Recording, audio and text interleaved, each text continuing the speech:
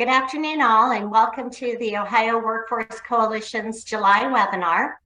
I am Hope Arthur, standing in for Rebecca this month, and I'm the Director of Workforce Innovation at the Health Careers Collaborative in Greater Cincinnati, as well as a proud member of the Workforce Coalition's Ohio Leadership Committee. Earlier this year, we started a series of webinars put together and led by our Leadership Committee, and we are continuing that work this month. And I encourage you to view previous webinars on our website at www.ohioworkforcecoalition.org, where you also can learn more about our current priorities. Also this year, the coalition is celebrating 15 years, hard to believe. We have set a goal to raise $15,000 for the anniversary to help fund our policy and advocacy efforts. You can help us reach that goal by clicking on the link that will be in the chat. As cliche as it sounds, every donation helps us maintain contact with you all, as well as to help and advance workforce and development across Ohio. Since 2007, the Ohio Workforce Coalition has been bringing together leaders from education and training institutions, economic and workforce development organizations, business and industry, labor, and human services. We work together to grow prosperity across Ohio by advancing policies and practices that can grow training and supports available to workers, improve the quality of jobs, and build transparency and equity into our workforce systems. At the request of our speaker, today's session is in the Zoom meeting format. We will have time at the end for questions, but we encourage you to use the chat to share your questions. And Melissa has given us permission to interrupt. So if we see something that seems timely, we will let her answer some questions on the go. Also, please feel free to use the chat to introduce yourselves to the other attendees, respond to questions as they're posed, or share comments. Coalition webinars are the fourth Thursday of the month at 1 p.m. They're recorded and available on the website, and you also can find previous webinar links as well as our other resources there. If you have any ideas for us of future webinars or other resources you'd like to see on our site, please also share that. That's a huge help. And finally, please consider following the coalition on Twitter, where you can find us at Ohio WFC, Workforce Coalition. That's the first place to find updates about what's happening in Ohio, resources and information from the field, and of course, announcements about our other upcoming webinars. So now let's dive into today's program. I am incredibly pleased to be part of this webinar because we're featuring an organization and a topic that is very close to my heart. Before the pandemic, our organization, the Health Careers Collaborative that I lead, was one of several industry sector partnerships that made up Partners for a Competitive Workforce in Cincinnati. And PCW was one of the first 4 National Fund workforce solution sites across the country. The initial partnership changed in 2020, but I am pleased to share that just this month, Cincinnati now has rejoined the National Fund at the same time as Hawaii. So I think we should have a party there. However, back to the National Fund, it is a funding collaborative on a national level, as the name indicates, and it supports funding now, is it 34 collaboratives across the country in helping us to build career pathways, improve jobs, and advocate for changes in the workforce systems. And they have been a national leader and really a trailblazer in job quality. The coalition has long believed that quality jobs are critical to the growth and prosperity of Ohio's economy. In 2021, we developed policy priorities that reflect that belief. Again, those priorities are on our website. And our second policy priority is to advocate for the creation of a quality employer certification. Designating employers in this way is anything but easy. And we know the devil is in the details.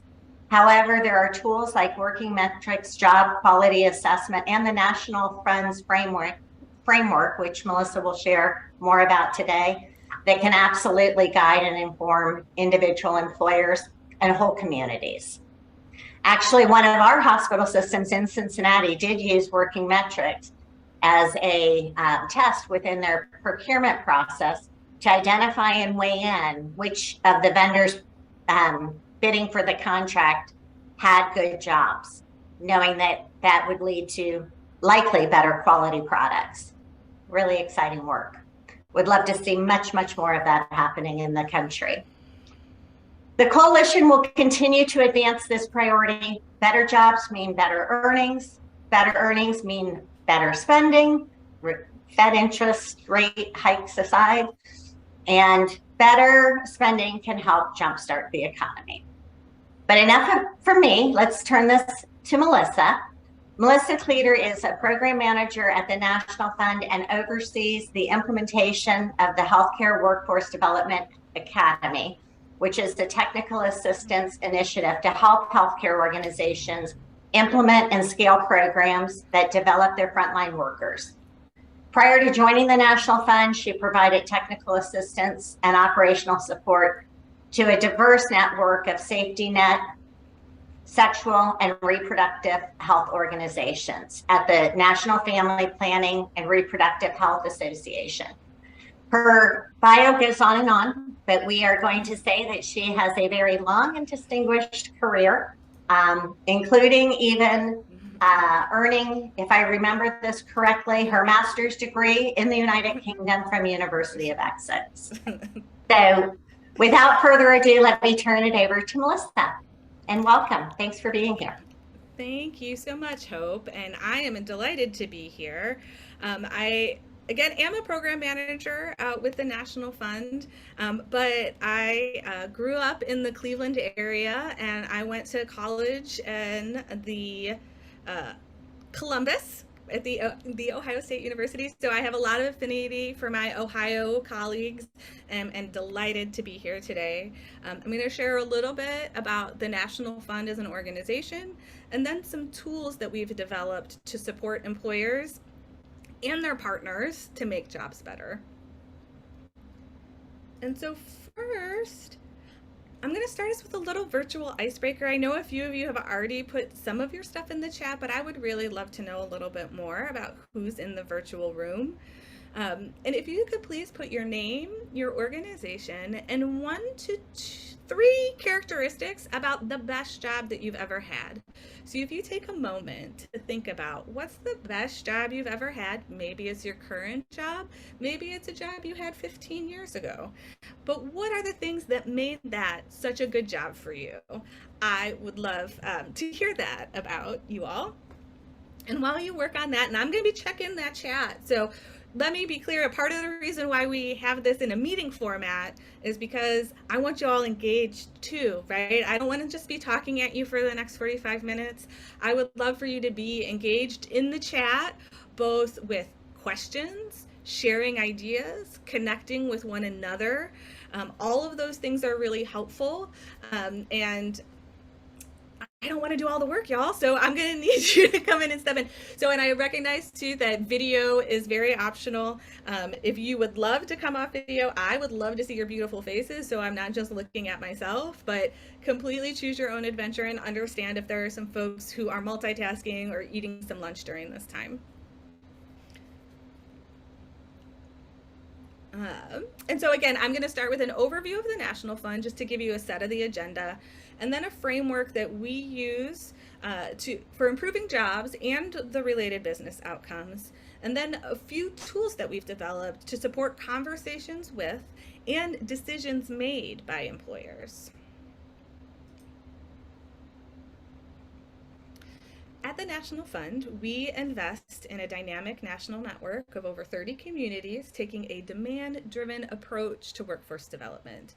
So this network connects a wide range of partners that are aligned with our mission and values, and that includes employers, workforce development boards, community-based organizations, community colleges, and funders. So a whole host of kind of key players in the workforce development ecosystem are brought together kind of through this national network.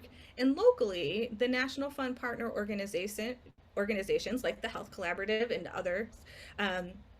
The Fund for Economic Future is a collaborative that is based in the Cleveland area. And those work really to contribute the resources, test ideas on the ground, and collect the data. And then we work to share that with other folks so that we can take the best learning across the field and bring it all together. We organize our work around 4 solutions that are united by core values. I sit on the Activate Employers to Make Jobs Better team. And then we also have Equip Workers for Success, Change Systems for Improved Outcomes, and Co-Invest for Impact, which is really about connecting and strengthening the network itself. And these are all integrated. So, when we came up with this a few years ago, we were like, we're going to have these different solutions. And then we're like, oh, but they're all very integrated. And so it is a bittersweet moment for them to be well aligned with one another and integrated, and then figuring out who's doing the work on the ground. But it is incredibly helpful for us thinking about how to actualize the work that we are doing. And then again, this is all implemented through a lens of racial equity and inclusion. That is a core value of the National Fund, and you'll hear me talk about it throughout the duration of this presentation. So there is no doubt that the pandemic has far-reaching consequences for work. How we work, where we work, how we feel about work. And you've likely heard, or you may have even said, people don't want to work anymore. And in my experience, most people do want to work. They just don't want to work crappy jobs anymore. And that might sound harsh, but if you are a business or an organization that has continuous turnover and is constantly struggling to fill positions, that's an indicator that some aspect of your job is not great and it is not keeping people in the position. Now, the good news to that is that there are multiple ways to improve a job. Not all of them require money, although some of them do. But what they do require is a thoughtful strategy, how to take this into account of what the needs are for your organization, the needs are for your workers, and to be very intentional about those things. So if we think about, many businesses often have very systemic systems, very clear systems defined when it comes to product or service design. They do not often have the same level of intentionality and expertise coming into job design. And the truth of the matter is, whether a job is designed intentionally or not, the design is there, and how people sit and feel in those positions is there regardless. And I think what there is such a good opportunity in this space is that oftentimes folks are just doing things the way that they've done them for a long time because that feels easy, or that's just what they know and it hasn't occurred to them. But what the pandemic has shown is some of those traditional models, whether that is train in place and placing a lot of emphasis on upskilling workers and getting them into jobs, whether there are other strategies when it comes to recruitment and hiring, what has become clear is a lot of those long-term strategies aren't really working anymore. And so this is an opportunity for employers and their partner organizations to come together and to think really critically and creatively around how they might be able to make some practice changes within their organizations to really have that long-term impact on those outcomes, like retention, like turnover, and reducing costs in terms of customer service or patient satisfaction. So there's lots of stuff that are connected to that.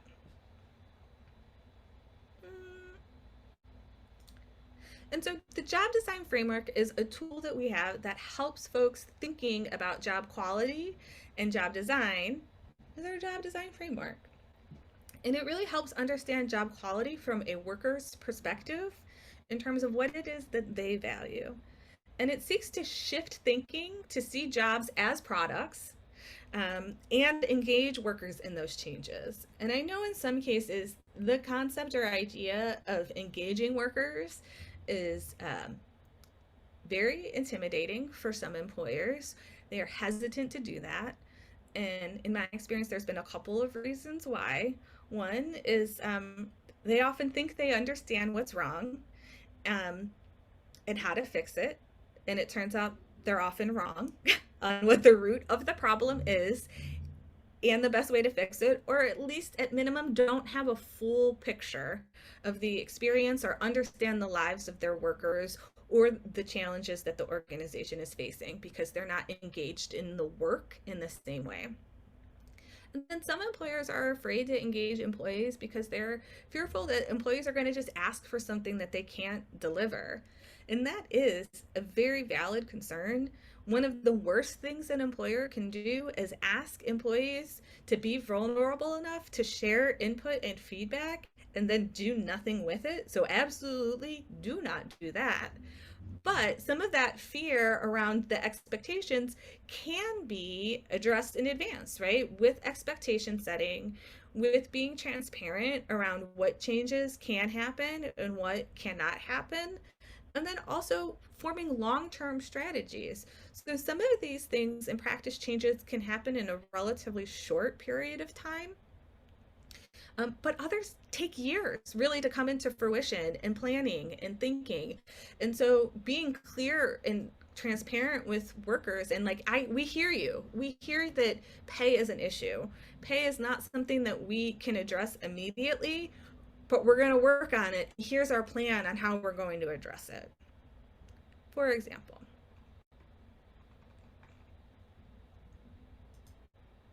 okay, digging in deeper. So once again, racial equity and inclusion is the framework for how we define a quality job. It is not possible, in my judgment, to have a quality job if it is not inclusive and is not racially sensitive or racially engaged. People often think of individual actions when it comes to racial equity. We've hired people of color. I personally am not racist or don't have any challenges with working or engaging with different diverse backgrounds. And in doing that, often overlook policy decisions such as redlining, zoning laws, transportation. Are we building public transportation or are we invested in expanding highways again? Location, recruitment strategies. Who is considered the norm for that position?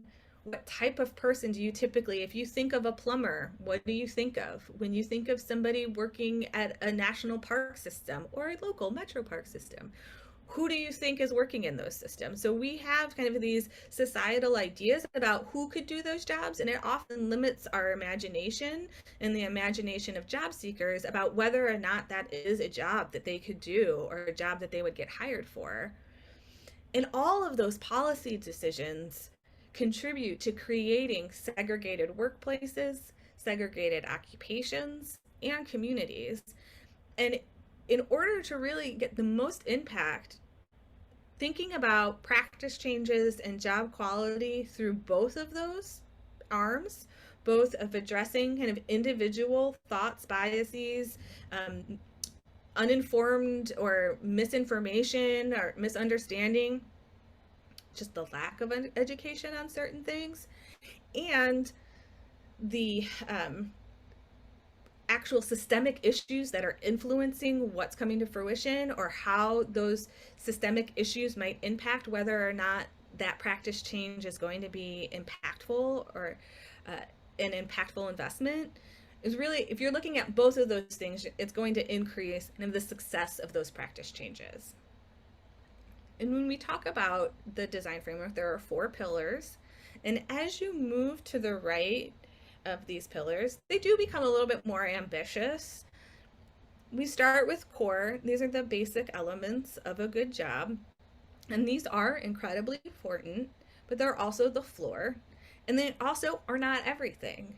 So you may have seen, as an example of it not being everything, there are some companies, and I will explicitly say Amazon has done a lot in the last couple of years to raise wages and to change benefits. But it is also true that they're going to run out of people who haven't worked at their organization within the next couple of years. There's going to have been so much turnover in the people who have already worked for Amazon that they are in threat of possibly losing, and going through the entire available workforce for them. And what does that mean? So the concept that good wages are incredibly important, and if an organization can't provide or offer competitive wages and decent benefits for people to be able to care for themselves and families, they need to get on the road and start walking and figuring out some strategies on how to change that. But it's also true that that's not the only thing that matters. And if you're not addressing some of the other challenges around job design or how people are feeling about the work, throwing money at it isn't going to solve the problem. So when we move over to support, that's really what helps workers perform well and achieve stability in their job. What does an employer do in terms of opportunity to help employees advance in their careers and develop skills? And I think that there is a broad misconception, because in my experience, it's entry level and frontline workers who are most interested in that concept, that they are most interested in learning about how they can build their own skills or training or education to be able to advance in a position. And those workers can be overlooked within the strategy of an organization on how to fill roles or looking at their broader workforce development strategy. And then in the fourth pillar, we have voice. So our workers engaged, empowered, and having agency within their position. And again, this is where that concept of strategy comes in. In an effort to be an employer of choice, that's a goal that a lot of employers have. A lot of businesses want to be known as being an employer of choice, but that doesn't happen on accident. It happens from being intentional about looking at the job design and the policies, practices, and infrastructure you have in place, and whether or not that is supporting a work environment for you to be successful and where your employees can thrive. This takes us a little bit deeper into the pillars of the job design framework, the various characteristics that build each pillar. Not every single element needs to be implemented to make a good job, so don't worry, it's not like this is a verbatim checklist for checklist. In part because some things are just not relevant to every sector or the type of work being done. And then, of course, there are individual preferences that change by location, change by generation, and how old employers or workers might be, how long they've been with the organization. There's a lot of preferences that change. But what this is a fantastic starting place to assess how your organization or your partner organizations address and engage workers on these topics. Melissa? Yes, ma'am. We have a comment in the chat that's very relevant to what you're talking about right now. There was a New York Times article about Amazon, which emphasized that Amazon's lack of elements towards the right side of this chart is intentional. And the reporter claimed that the Amazon folks really want entry-level employees to move on within 2 years. Have you heard much about that being their strategy or a strategy or anything there you want to comment on? So I haven't heard it specifically with Amazon, but I have heard it in other sectors or other employers. It is a very common position, I would say, within the nonprofit sector, right? That these are folks who are learning entry level and then move on. And in my judgment, where that comes, the challenge is both what is the backfill for those positions? So do you have a pipeline of employees, and do you have opportunities for them to advance? Can't have really one without the other, or that solution is just going to be turning employees that aren't getting an opportunity to advance a career or to do something different and it's not going to get you the workers that you need if you don't have a solid pipeline. So I think that there is potential for that to be a positive thing, right? That if this is a specific job, we think that the skills and competencies that you learn in this job are going to level out in about 2 years, right? That's going to give you a good handle on what you need to know. And then after that, our intention is to move you up within the organization or move you laterally with another organization or up and help you, get outside of the organization to be able to advance your career. If they're saying that those workers, we just don't expect them to stay in the job that long, we don't think that the job is that interesting or has the function of the job is to be long term, but there are no additional supports around advancement and or pipeline, I have some questions around the sustainability of that. I think certainly if we're going to talk about like the service industry in restaurants, I think you hear a lot of like, oh, it's just the nature of the work. People just leave. People are replaceable. You can train new people to do the job. But if you've ever worked in a restaurant, you know that it's actually a unique skill set to be someone who's really good at all of the things that it takes to be a good server. You have to be able to multitask, you have good memory, you have to have physical ability to be on your feet for a long time. And so there's been a kind of a broader diminishing of that role of saying like anybody could do that. And that might be true, anybody could do it, but certainly not everybody could do it well. And from a business perspective, if you're just thinking, well, that's just what happens, people leave and we're always going to have this churn of employees, that's just the nature of the business model, I think that's mistaken. And I think if you go to any restaurant where you have people who have worked there for 15, 20, 30 years, you can see that there are some people who enjoy the profession, want to work in the profession, would be okay in staying in long term. But for other people, it's really not sustainable. So I hope that answers or provides some context into some of that. And thank you, was it Glenn, for sharing that and bringing it into the conversation. Perfect. Thank you. Mm-hmm. And then the next thing I want to do is like have us go back for a second and look at those characteristics from our favorite jobs. And is there any alignment with this job design framework? So if you're thinking about what were those things that made that job so great, did it have to do with your coworkers? Did it have to do with consistency of scheduling? Did it have to do with finally making a livable wage? What are some of those things? And that's an activity I think can just be helpful, and to recognize our own expertise, right? I think sometimes there is a lot of interest in finding out the definition for a quality job. And there are some aspects of it that I think are consistent across the board, but there are other things that are a little bit more, you know it when you see it, you know it when you feel it.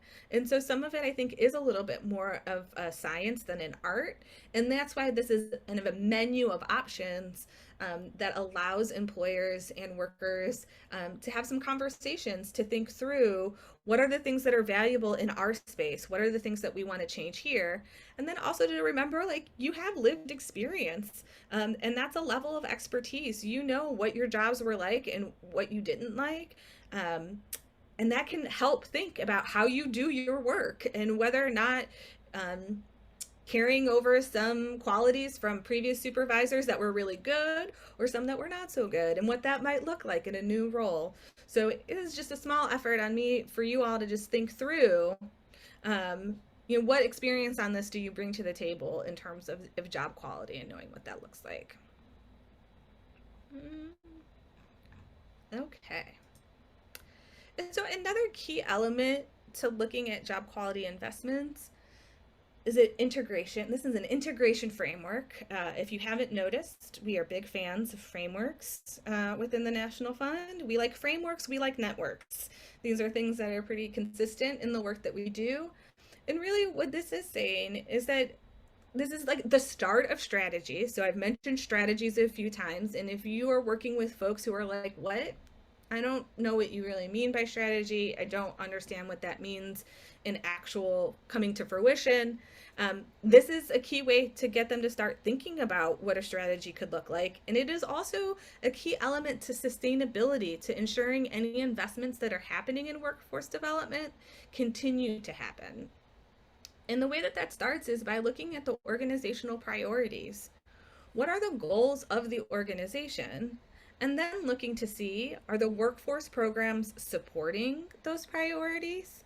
Are the infrastructure and policies of the organization working to advance those goals? Or are they in conflict with those goals? And that's an important component, to just think, how is that all interacting? And it's huge in gaining that leadership, understanding and buy-in for these investments, is that ability to be able to tie it to those organizational priorities that are top of mind and big for them as leaders. And then putting it into practice through workforce programs, through infrastructure and policies. And then the key there is the ability to demonstrate impact that increases the likelihood of continued investment or sustainability. And what we've seen, and this is particularly with healthcare organizations, but I do think it is applicable or transferable to other sectors. But the idea that the level of integration typically aligns with program outcomes and organizational investment. So, in other words, if there is high level of integration, typically aligns with better program outcomes and more organizational investment. So there are numerous case studies that make the case for job quality. And there's a few examples on this page talking around some of the business outcomes of having high engagement scores leading to higher profitability, lower turnover, lower absenteeism. And these are just a couple, but spoiler alert, the evidence that good jobs are good for business is strong and deep, and shows that that is often a talking point that really resonates with employers, that this is good for your business. Rethinking the quality of your jobs and how people feel about your jobs, has multiple ways of showing that strengthening the business. And one way to do that, and another way that we show that, is through the job quality outcome maps. And it's a tool that connects job characteristics to employer and business outcomes. So get ready, nerds, fellow nerds, because I'm also a nerd. This is some scientific stuff, right? There's a whole field of study that is dedicated to how job characteristics impact employer outcomes. Or another way to say that is business outcomes. And the purpose, or the way that this tool can be helpful, is it really helps ensure that practice changes that an organization might implement actually solve the problem at hand. So earlier, when I say that employers often get it wrong, this is the evidence where that shows up. And how that shows up is they say, hey, we have a problem with retention, and this is what we think we need to do to make that better. And through this process of looking at the research and the findings, there are some things that they think are going to impact those outcomes, and the evidence just isn't there. And so that is investing time, money, and resources into a potential intervention that does not have evidence behind it to support that you're going to get the changes and the outcomes that you want from those changes. And I will sidebar and say that this tool is a little complicated. And so my goal here is introduce it to you all, not for anybody to come authority on it, and just know that there is a supplemental glossary of terms. So some of these terms I'm about to use can be like a little nebulous, like they all seem like somewhat familiar, but what do you really mean by that? And the glossary will help with those definitions. This tool was developed in partnership with an organization called WORK, which stands for Workforce and Organizational Research Center. And with them, we reviewed and analyzed academic literature into 7 job characteristics that impact 5 employer outcomes. So the employer outcomes are on the left, and that is turnover, intention, and so that is closely aligned with retention, but the way that it is framed is how likely is someone to leave within the next 6 months of their job. There's commitment to the organization, and so that's related to the extent in which employees and workers see the organizational problems as their problems, as they have some ownership in helping solve those problems. There's individual performance, so how well someone does at their job and how well they think they do at this job. Do they have the skills that are needed or the tools that are needed to perform well in this job? And then there is engagement at work. This is really about how much time and attention individuals give to work while they are at work. And then burnout, which is something I'm sure we're all associated with. And kind of the succinct way of talking about that is whether someone is mentally, physically, and or emotionally exhausted by work.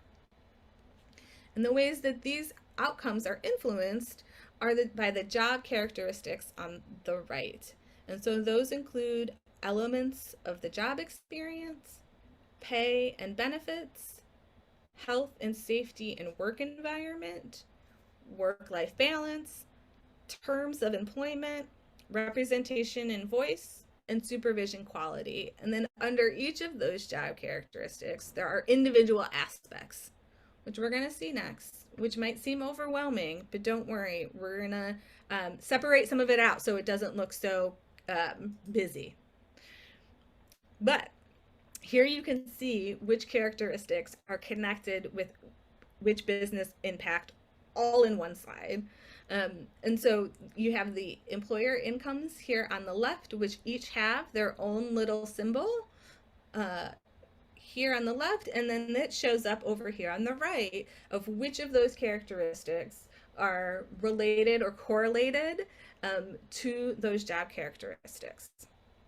And so I should just give a quick disclaimer that I'm also not a scientist. So I say correlation or influence, and sometimes that has a more technical meaning than I am aware of. So just know that I think, but who knows whether the official technical science correlation is there. But what we do show is influence and impact are definitely related.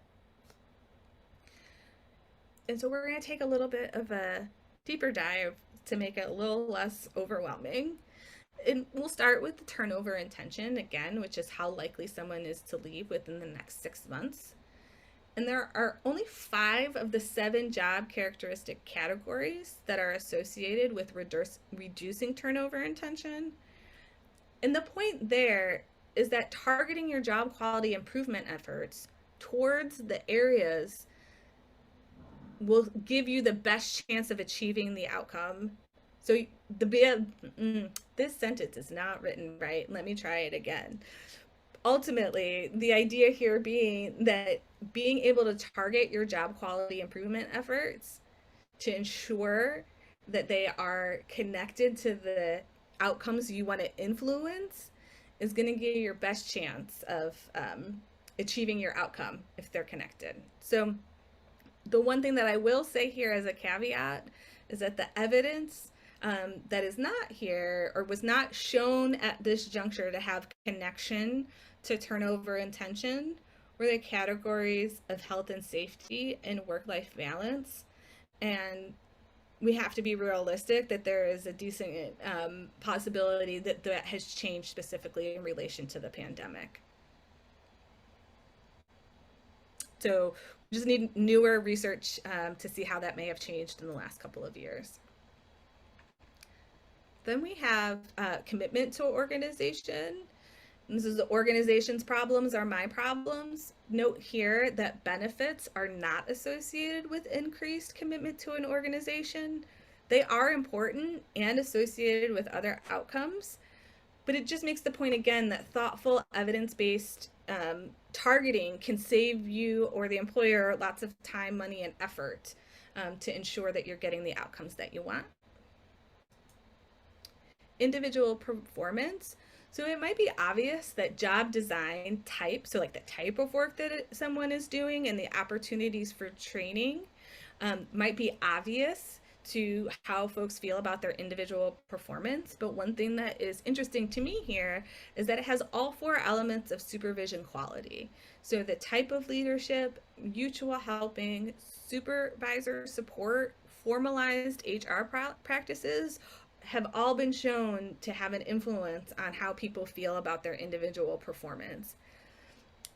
And I have, just to be a little transparent, and the reality is that supervisors are often advanced without support of training around what it means to move from doing the job to managing other people doing the job.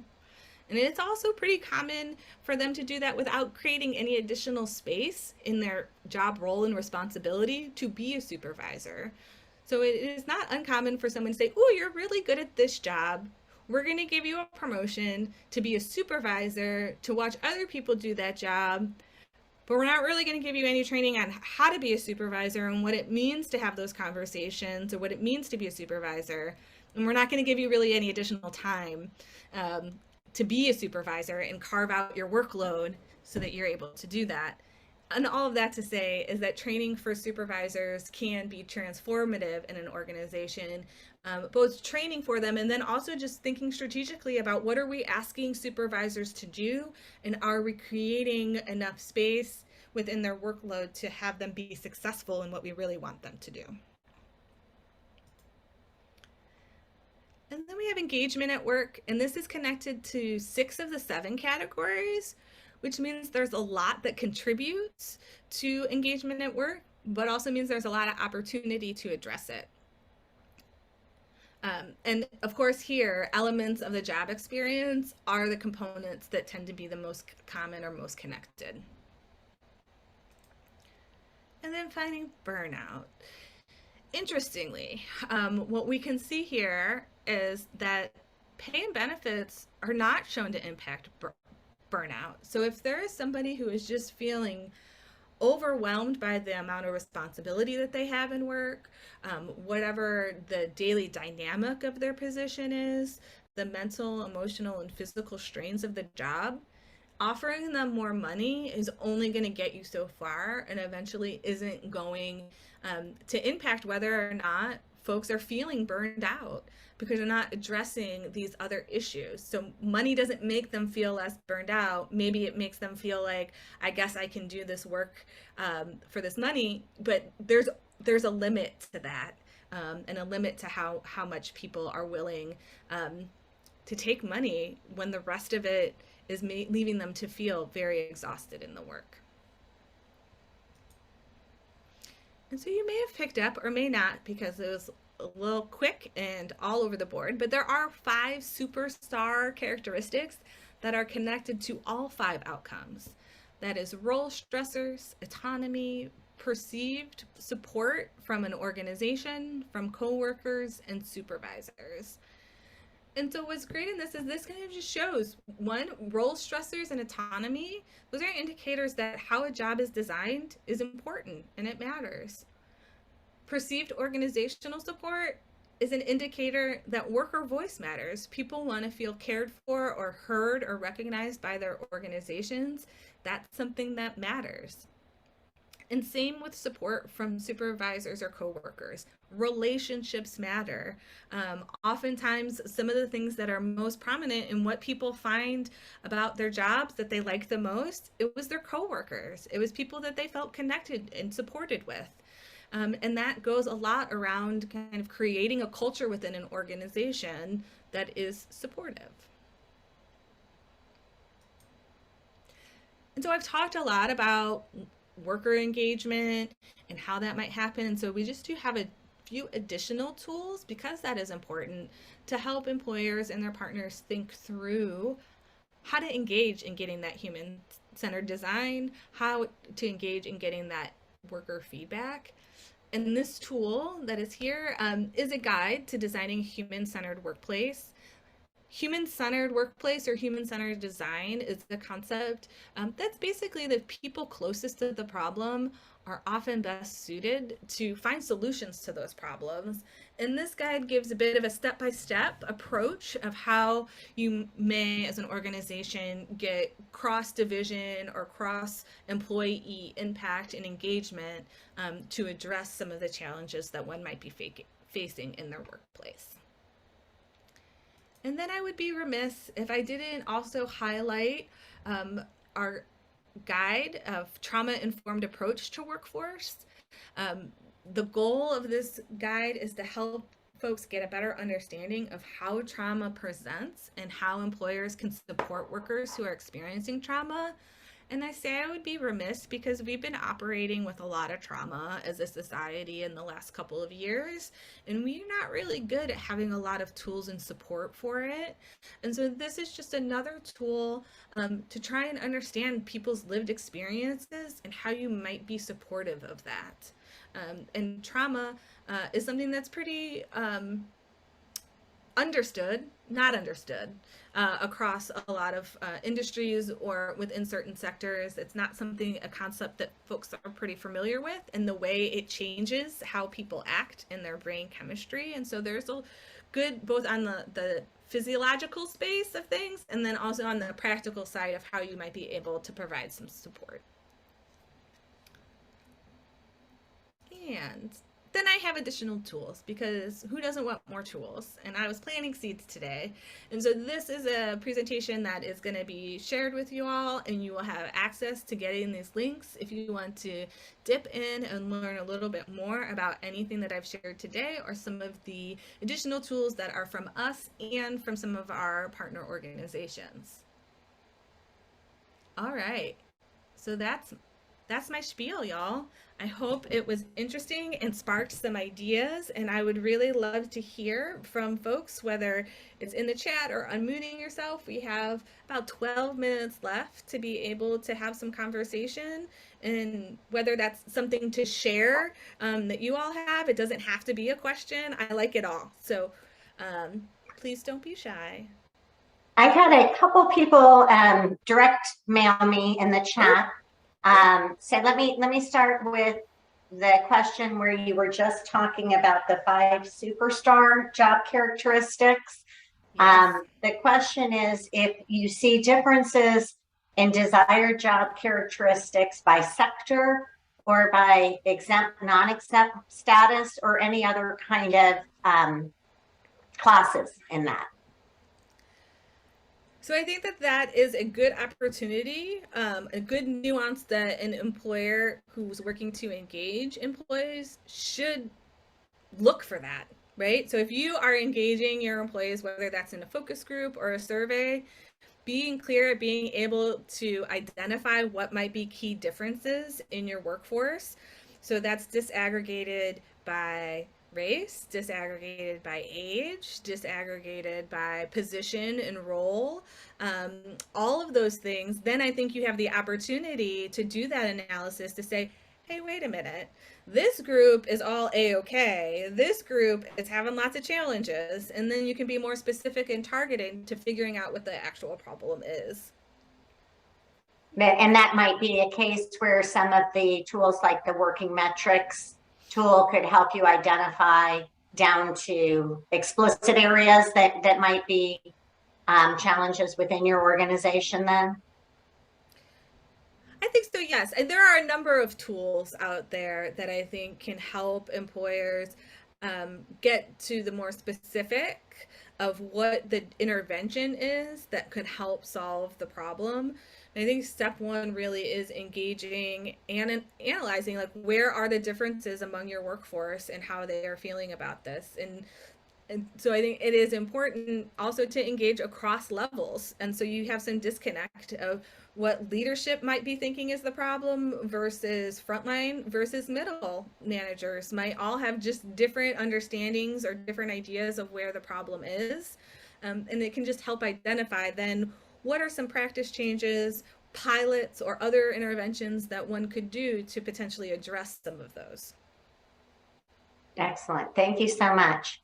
Another question is if you have some examples you could share of where communities have had workforce, human resource associations, and economic development come together to address job design. So I'm trying to think. The National Fund did do some broad-based reports around advancing workforce equity.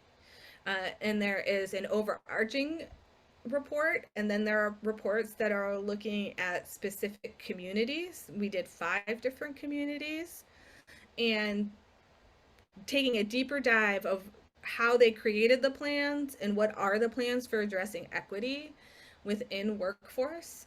So maybe not a complete apples to apples comparison. And I might, check in with some colleagues who might have some additional examples on the top of their heads that are a little bit closer to that request.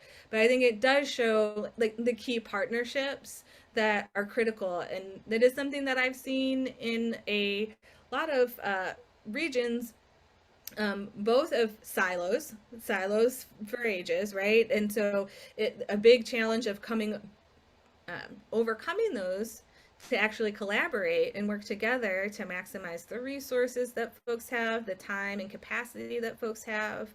But it takes some convening and logistical effort and some money to get that collaboration started. But, Hope, braided funding is our friend, and finding multiple streams to be able to support that work, whether it's state, local, federal, and then also philanthropic dollars can also come together oftentimes to really help support those types of spaces for folks to come together and have a more strategic. In the instances that I've seen where communities have really come together is typically in response to something that's not great.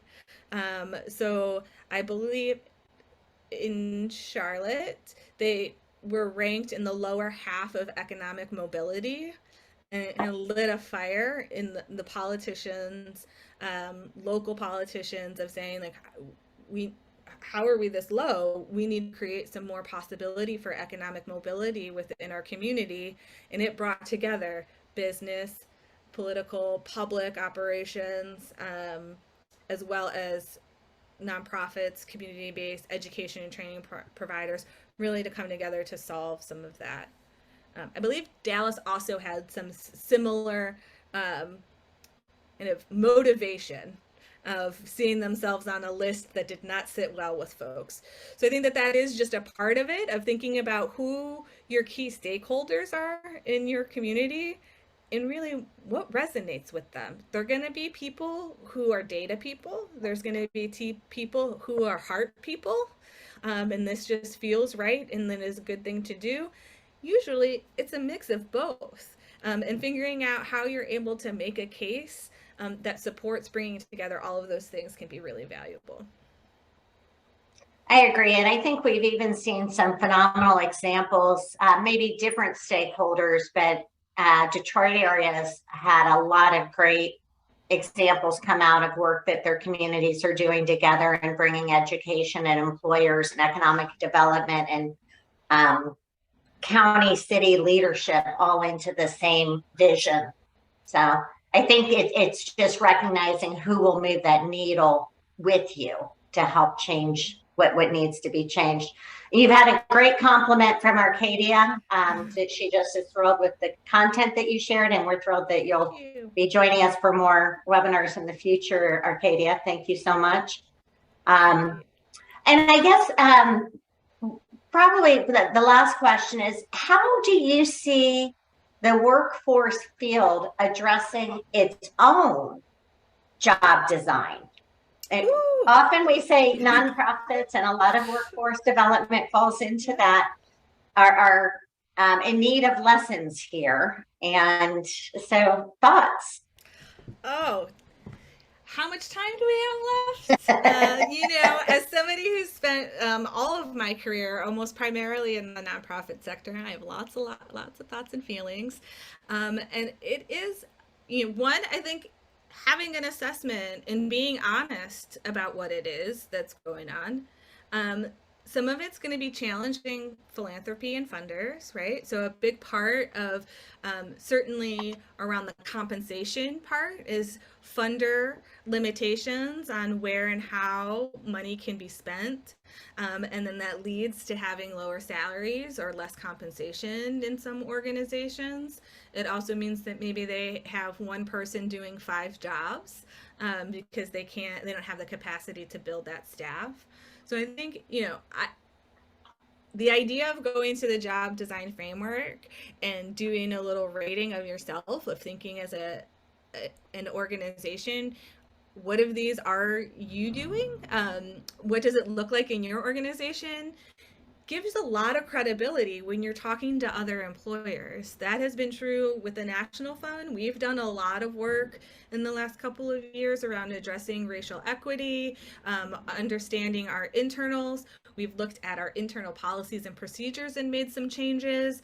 And in my judgment, that just gives us more credibility when talking to other employers to say, no, it's work. It's not simple, but it's incredibly important. And we got to get on the road and start walking. It's not something that's going to be solved overnight. There is no silver bullet as much as we want one. And if anyone creates one, please let me know so we can distribute it widely. But generally, our problems are complex, right? We have complex societal problems, organizational problems, and there isn't going to be just one solution. There might not even just be 2 solutions. It's going to take a multitude of solutions, and then some of them are going to be short term, and that's a big encouragement of figuring out where you might be able to make small differences that have a huge impact. One example of that is organizations thinking about who's involved. You have this great example, Hope, about who's involved in communication huddles within a long-term care provider, and engaging more of the staff who deals directly so they feel like they are invested in that patient's care. They are the one who are connected to them most often, but weren't a part of those care coordination conversations. That's a relatively small move. That doesn't take a ton of money. It takes some logistics and organizing. That's it. And the other thing I say that sometimes comes off as a little glib, so forgive me, but like treating people with respect doesn't take a lot of money either. And so if people aren't feeling heard, they're not feeling valued, there are many sectors that have done relatively easy recognition programs, whether it's an employee of the month, whether it's something like peer recognition of like you get to submit your coworker, and there are lots of small things. It doesn't have to be you get a new iPad level of acknowledgement. It could be you got a parking spot for a month.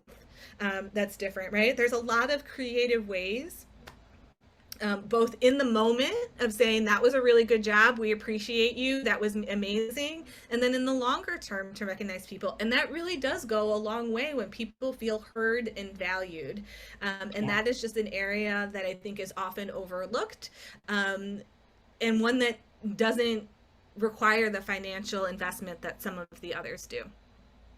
Melissa, thank you. I know we could talk about job quality forever, especially if we start getting into explicit work that either of us have done, let alone all the folks that are here with us today. I thank you so much for joining us today. Everyone, I thank you. I hope you saw Rebecca's note in the chat that if you want to talk more about job quality, we will be back next month talking about STARS. So please join us for that. It's how can employers design their jobs to hire people skilled through alternative routes, which is huge when you look at our current workforce challenges. As a reminder, today's webinar has been recorded and it will be posted on our Workforce Coalition's website. Again, that address is Ohio. It's www.ohioworkforcecoalition.org, and you can sign up there for our emails, and be sure to follow us on Twitter, Ohio WFC. Thank you. And Melissa? one last plug for me is that in the slides that y'all are going to get, my contact information is on the last slide. So if there was anything here that sparked a nugget for you or that you wanted to explore further, I am a resource. You can reach out to us and we can see where it goes from there. Wonderful. And Carter dropped a link in here too for everyone to fill out some feedback on this session. Please do that. And I thank you all again for being with us today. Have a great rest of your day.